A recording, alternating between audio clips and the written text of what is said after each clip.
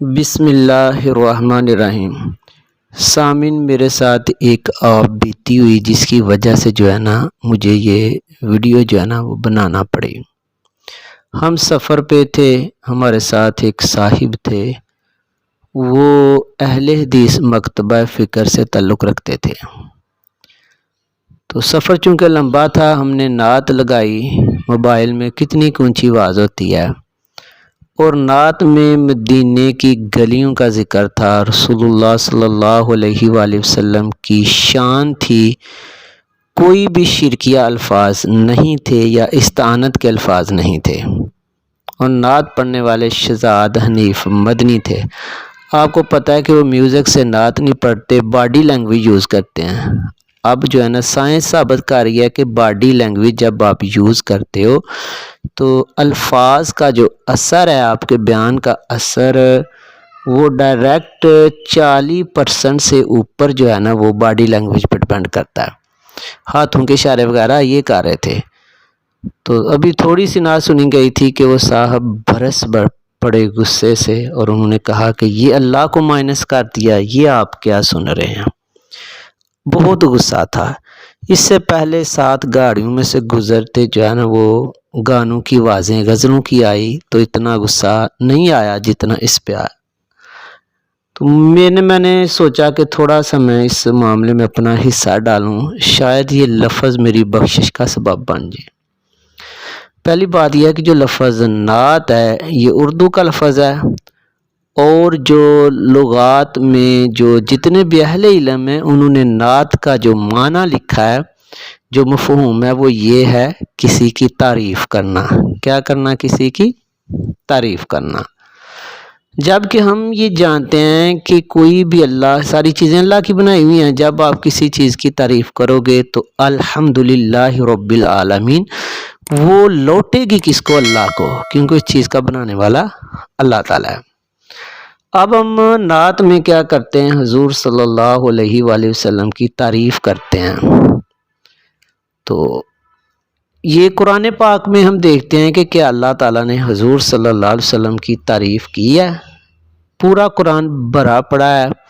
Video لمبی نہ ہو جائے، 1-2 مثال دیتا ہوں۔ سورۃ انفال میں اللہ تعالیٰ فرماتا ہے وَمَا رَمَيْتَ إِذْ رَمَيْتَ، اللہ کہتا ہے ابھی جب تم نے کنکریاں کفار پہ پھینکی تھی، وہ تم نے تو نہیں پھینکی تھی، وَلَكِنَّ اللَّهَ رَمَى، اس میں شک نہ کرنا، وہ تو اللہ نے پھینکی تھی۔ اب دیکھو اللہ نے پھینکی تھی، بھلا وہ آپ پڑھیں نا، حضور صلی اللہ علیہ وسلم نے پھینکی تھی۔ دیکھیں کتنی وہ سنگت، یا کتنا اللہ تعالیٰ ایک محبت کے انداز میں کہہ رہا ہے۔ اور آپ سورۃ علم نشرح لک صدرک کا ترجمہ پڑھیں اس کا، وَوَضَعْنَا عَنْكَ وِزْرَكَ الَّذِي أَنقَضَ ظَهْرَكَ وَرَفَعْنَا لَكَ ذِكْرَكَ، وَرَفَعْنَا لَكَ ذِكْرَكَ، اللہ نے بلند کیا رسول اللہ صلی اللہ علیہ وسلم کا ذکر، کوئی مد مقابل نہیں، کس سے کیا؟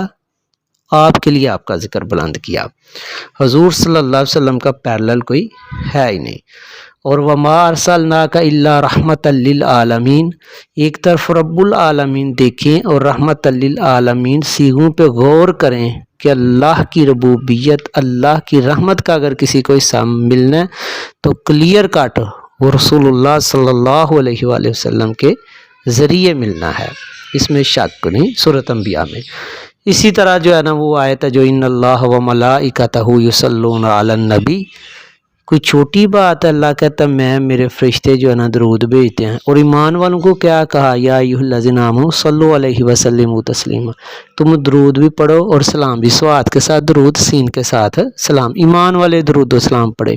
جیسا صحابہ کہا کرتے تھے، بخاری مسلم کی بے شمار حدیثیں ہیں کہ وہ کہتے ہیں یا رسول اللہ صلی اللہ علیہ وسلم ہمیں یہ تو پتہ ہے کہ آپ پہ سلام کیسے پڑھنا ہے، یہ بتائیں درود کیسے پڑھنا ہے۔ ان کا سلام کیا تھا؟ تحیات للہ والصلوات والطیبات والسلام علیک یا ایھا النبی، اور پھر درود حضور صلی اللہ علیہ وسلم فرمایا کہ درود ابراہیمی پڑھو۔ اس طرح وہ تحیات پڑھتے، درود ابراہیمی پڑھتے، کیونکہ درود ابراہیمی تو صاد کے ساتھ ہے، یعنی درود ہے وہ، تو ان کا درود بھی ہو جاتا اور سلام بھی نماز میں۔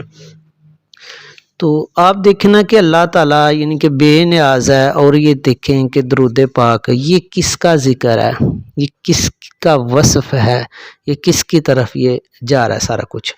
اب آپ نعت یا اشعار پڑھتے ہو، اس میں آپ حضور صلی اللہ علیہ وآلہ وسلم کے لیے جو ہے نا کرم کے، رحمت للعالمین، رحم کے، کرم کے، فضل کے لفظ استعمال کرتے ہو، تو یہ تو قرآن کے مطابق ہے۔ آپ حافظ کہتے ہو، کامل کہتے ہو، اول کہتے ہو، آخر کہتے ہو، ظاہر کہتے ہو، باطن کہتے ہو، کریم کہتے ہو، حکیم کہتے ہو، سید کہتے ہو، مکرم کہتے ہو، آپ صلی اللہ علیہ وسلم کو مبشر، مطہر، قریب کہتے ہو، عادل کہتے ہو وغیرہ۔ تو یہ تو رسول اللہ صلی اللہ علیہ وسلم کے آپ دیکھیں نا نام ہے قرآن پاک میں، دیکھیں نا جہاں پہ اللہ کے نام ہے ایک سائڈ پہ، تو یہ نام ہے۔ اور ہم آتے ہیں کہ کیا احادیث میں رسول اللہ صلی اللہ علیہ وآلہ وسلم کی جو تعریف تھی، وصف بیان کرنا، شعر کہنا، کیا اس کا کوئی جواز ملتا ہے؟ تو یہ صحیح حدیث ہے جامعہ ترمذی کی، اور حضور صلی اللہ علیہ وسلم آپ دیکھیں بذات خود یعنی آپ صلی اللہ علیہ وسلم کیا کرتے، حضرت حسان بن ثابت رضی اللہ تعالی عنہ کے لیے مسجد میں ممبر رکھتے تھے۔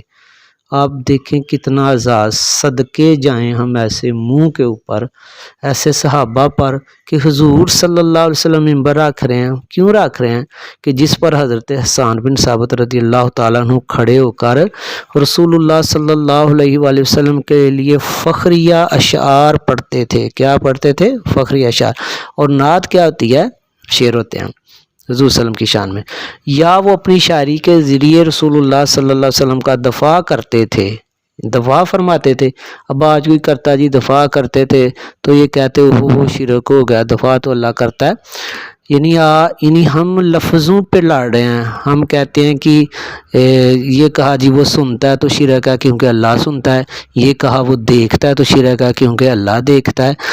آپ یہ دیکھیں کہ اللہ کا دیکھنا سننا اور بندے کا دیکھنا سننا کوئی مماثلت ہے؟ کوئی نہیں۔ تو لفظوں پہ ہم اندھے ہو رہے ہیں۔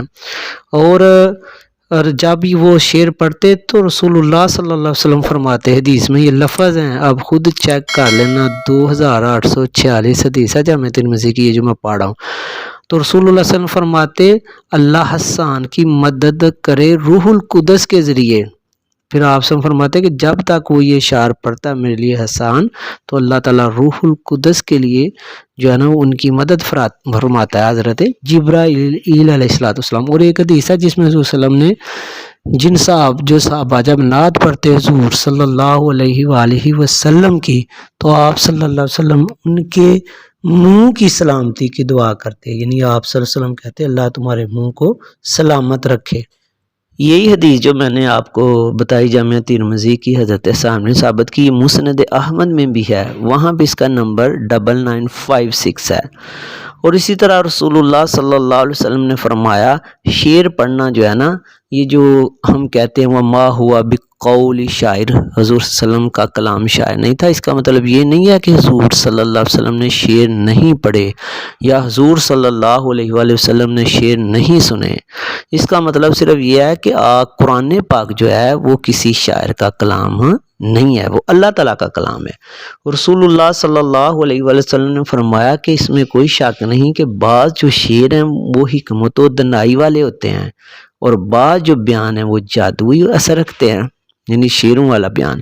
اور یہ حدیث ہے مسند احمد کی صحیح 9946 حضرت عائشہ رضی اللہ تعالیٰ عنہ سے مروی ہے کہ حضور صلی اللہ علیہ وسلم یہ شعر پڑھتے تھے، جس کا ایک مصرع انہوں نے جو ہے نا حدیث میں لکھا ہے، اس کا ترجمہ یہ ہے کہ آپ کے پاس وہ خبریں لے کر آئے جسے تم نے ساتھ راہ نہیں دیا۔ یہ جو ہے نا یہ حدیث ہے، اس کے یہ جو ہے نا سلسلہ تو صحاحہ کی حدیث ہے 348، جس میں رسول اللہ صلی اللہ علیہ وسلم نے فرمایا کہ اچھا شعر اچھی بات کی طرح ہے اور برا شعر بری بات کی طرح ہے۔ اور یہ حدیث ہے نسائی کی، یہ بھی صحیح ہے 1359۔ صحابہ حضور صلی اللہ علیہ وآلہ وسلم کے سامنے شعر پڑھتے تھے اور ہنستے تھے، تو رسول اللہ صلی اللہ علیہ وآلہ وسلم بھی مسکراتے۔ اب آپ ہجرت مدینہ کے وقت آپ دیکھیں نا، خواتین بچیوں نے جب یہ پڑھا طالع البدر علینا، یعنی یہ تاریخ میں لکھا، اب آپ کہیں یہ بخاری میں کدھر ہے مسلم؟ یہ تو تاریخ میں ملنا ہے نا، سب نے یہ لکھا۔ تو اس وقت یہ یعنی انہوں نے یہ نعت پڑھی رسول اللہ صلی اللہ علیہ وسلم کی شان میں، اور یہی کافی لمبی نعت ہے۔ اس کا ایک جو مصرع ہے اس کا تھوڑا سا ترجمہ میں بتاتا ہوں۔ اب جو نعتیں نہیں سنتے یا جن کو سن کے غصہ لگتا، اچھا نہیں لگتا، وہ آئی تھنک اس کو بھی معاذ اللہ وہ شرک کہہ دیں گے۔ یعنی اس کے ایک مصرعے کا مطلب ہے کہ دل نے پائی ہیں مرادیں، ان کی راہوں کو سجا دیں، گل بچھائے ہیں صبا نے، آؤ ہم آنکھیں بچا دیں۔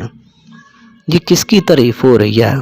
ہمیں خوش ہونا چاہیے نا، رسول اللہ صلی اللہ علیہ وآلہ وسلم کی تعریف ہو رہی ہے۔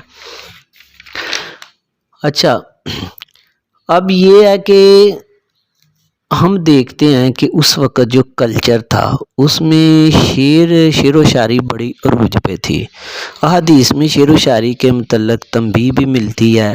وہ کون سی سے شعر ہیں جو کفار کے سردار تھے، اپنی شان میں شعر کہلواتے، تو غرور و تکبر میں جو ہے نا وہ بیٹھ کے، تو رسول اللہ صلی اللہ علیہ وسلم نے بڑی سختی سے منع فرمایا، اور وہ اپنی شعر و شاعری پہ ان کو بڑا جو ہے نا فخر تھا، ایک ایک لفظ پہ 100 نظمیں بناتے تھے وہ، تاریخ آپ پڑھیں تو رسول اللہ صلی اللہ علیہ وآلہ وسلم نے ان کا منہ توڑنے کے لیے، ان کا تکبر خاک میں ملانے کے لیے آپ صلی اللہ علیہ وآلہ وسلم کو جو کلام دیا گیا وہ کیا ہوا؟ وہ اللہ کا کلام تھا، وہ ان کے ہر شعر کی نحس سے جو ہے نا وہ اوپر تھا۔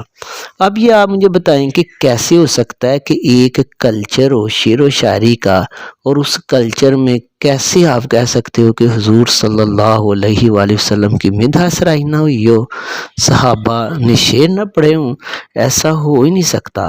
اب میں آپ کو بتاؤں کہ بڑی حیرت کی بات ہے کہ ہم نغمے سنیں، غزلیں سنیں، گانے سنیں، جہادی نغمے سنیں، اور جب رسول اللہ صلی اللہ علیہ وسلم کی نعت پڑھی جا رہی ہو، باڈی لینگویج یوز ہو رہی ہو، باڈی لینگویج یوز کرنا تو رسول اللہ صلی اللہ علیہ وسلم کی جو ہے نا وہ سنت ہے، اور ہم کہیں اس کو کہ یہ مسخرے ہیں، یہ ہیں، وہ ہیں۔ آپ جو ہے نا اپنا کوئی رسول اللہ صلی اللہ، آپ کہتے ہو جی حضور صلی اللہ علیہ وسلم کی بات ماننا محبت ہے، اس میں کون شک کرتا ہے؟ لیکن آپ یہ دیکھیں نا، حضور صلی اللہ علیہ وسلم کا تذکرہ سن کے جھومنا، خوش ہونا، یہ کوئی چھوٹی بات ہے؟ یہ صحیح محبت کی علامت ہے۔ اب ایک بندہ رسول اللہ صلی اللہ علیہ وسلم کا ذکر سن کے، نعت سن کے جھومتا ہے، خوش ہوتا ہے، تو وہ نماز بھی پڑھتا ہے، وہ حضور صلی اللہ علیہ وسلم کی بات بھی مانتا ہے، اور وہ جو ہے نا وہ یعنی کہ وہ سارا کچھ کرتا ہے۔ وہ افضل ہے کہ ایک جو نعت کو جو ہے نا وہ برا بلا کہتا ہے اور دوسری چیزیں مانتا ہے؟ یقیناً جس کے پاس دونوں اعزاز ہیں وہ بہتر ہے۔ میں کہتا ہوں کہ جو لوگ یعنی کہ نعت سن کے تو غصے میں آ جاتے ہیں اور وہ کہتے ہیں یہ فرض نہیں، حضور صلی اللہ علیہ وسلم کی محبت کیا فرض نہیں ہے؟ آپ مجھے بتائیں نا کہ جو اسلام کے علاوہ دوسرے مذاہب ہیں آسمانی، وہ لوگ اللہ کو نہیں مانتے؟ وہ مانتے ہیں۔ اب آپ کہیں جی وہ شرک ہے نعت، تو آپ حدیث پڑھیں نا، یا قرآن میں جو شرک کا ذکر ہے وہ سیدھا سیدھا شرک ہی تھا۔ بتوں سے مانگا جاتا تھا، اکابرین سے مانگا جاتا تھا، لات منات عزا سے مانگا جاتا تھا، اور جیسے عیسیٰ علیہ السلام کو اللہ کا بیٹا بنا لیا گیا تھا، دوسرے نبیوں کو، تو رسول اللہ صلی اللہ علیہ وسلم تو شرک ختم کرنے آئے ہیں۔ آپ صلی اللہ علیہ وسلم کو کوئی امتی ہے معاذ اللہ جس نے کسی کو یعنی رسول وسلم کو معاذ اللہ کا بیٹا بنایا ہو؟ ایسا تو ہو ہی نہیں سکتا۔ ہاں ایک بات ہے، ہندو اور مسلمان جب اکٹھے ہوئے ہیں کچھ دیر برِ صغیر میں، تو وہ بتوں سے مانگا کرتے، ان کی جی ہمارے بت بڑے کرنے والے ہیں، تو مسلمانوں نے یعنی کہ ایک طریقہ وضع کیا کہ ہمارے جو بزرگ ہیں وہ بھی بڑے کرنے والی ہیں۔ یہ آپ کہیں کہ یہ بات غلط ہے، غیب سے کسی سے، اللہ کے سوا کسی سے نہیں مانگنا چاہیے، تو کوئی ایسا کرتا ہے تو آپ کہو کہ وہ غلط ہے، وہ شرک ہے۔ آپ یہ تو نہ کہو کہ ایک جو صحیح رستہ ہے اس کو ہی بند کر دو۔ آپ کو یہ نعتیں اچھی نہیں لگتی تو آپ کو یہ اچھی نعتیں تو پڑھیں۔ اگر آپ نعتیں نہیں پڑھتے تو یہ کس کے ساتھ، یعنی یہ حضور صلی اللہ علیہ وسلم سے محبت ہے یا یہ اللہ سے محبت ہے؟ بہت ہی یعنی کہ افسوس ہوتا ہے ایسے لوگوں پر کہ جو رسول اللہ صلی اللہ علیہ وآلہ وسلم کی شان، عظمت، ذکر، فکر اور نعت کو مختلف ہیلے بہانوں سے غیر ضروری قرار دیتے ہوئے جو ہے نا اس سے گریز کرتے ہیں۔ اللہ انہیں ہدایت فرمائے، آمین۔